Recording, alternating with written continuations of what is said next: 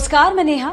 हरियाणा के महाकांड सीरीज के दूसरे एपिसोड में कहानी महम कांड की, जिसने दिल्ली की राजनीति हिला दी थी।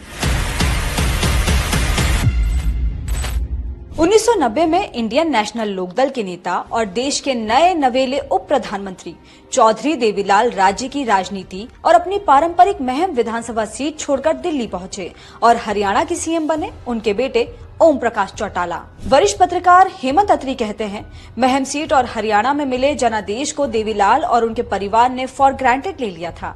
देवीलाल कहा करते थे, अपने बेटे को नहीं तो क्या तुम्हारे बेटे को सीएम बनाऊं। देवीलाल के केंद्र की राजनीति में जाने के बाद महम सीट खाली थी, जिस पर उनके बेटे ओम प्रकाश चौटाला ने दावेदारी की थी। इधर हरियाणा की खाप पंचायत के बड़े नेताओं ने इस सीट पर आनंद सिंह डांगी का नाम फाइनल किया, लेकिन देवीलाल ने कहा कि मैं पंचायत का ये फैसला नहीं मानता, इस बार महम का वहम निकाल दूंगा। हरियाणा का महम एक छोटे कस्बे जितना इलाका है, लेकिन राज्य की सियासत में ये अहम रोल निभाता है। उसका कारण है यहाँ का 24 चबूतरा।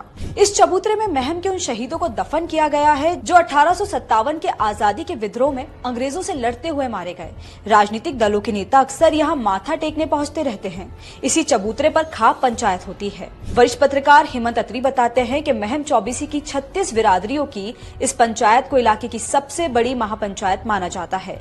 जो फरमान इस महापंचायत ने दिया वो इलाके के लोगों के लिए अंतिम आदेश जैसा होता था। उस वक्त आनंद सिंह डांगी देवीलाल के करीबी माने जाते थे। उन्हीं की बदौलत वो हरियाणा कर्मचारी आयोग के चेयरमैन बने थे। एक इंटरव्यू में डांगी कहते हैं, 1982, 1985 और 1987 के चुनाव में देवीलाल सिर्फ पर्चा भरकर चले गए और हमने उन्हें चुनाव के बाद सर्टिफिकेट दे दिया कि आप महम से विधायक बन गए हैं। उन्हें ये तक नहीं पता था कि चुनाव अभियान कैसे चल रहा है। इधर ओम प्रकाश चौटाला महम सीट से चुनाव लड़ने की जिद पर अड़े थे। महम 24 को ये बात नागवार गुजरी और डांगी ने बगावत कर चौटाला के खिलाफ निर्दलीय पर्चा भरा। ओम प्रकाश चौटाला अपने पिता की सीट पर एक महापंचायत के दबदबे और मर्जी के खिलाफ चुनाव लड़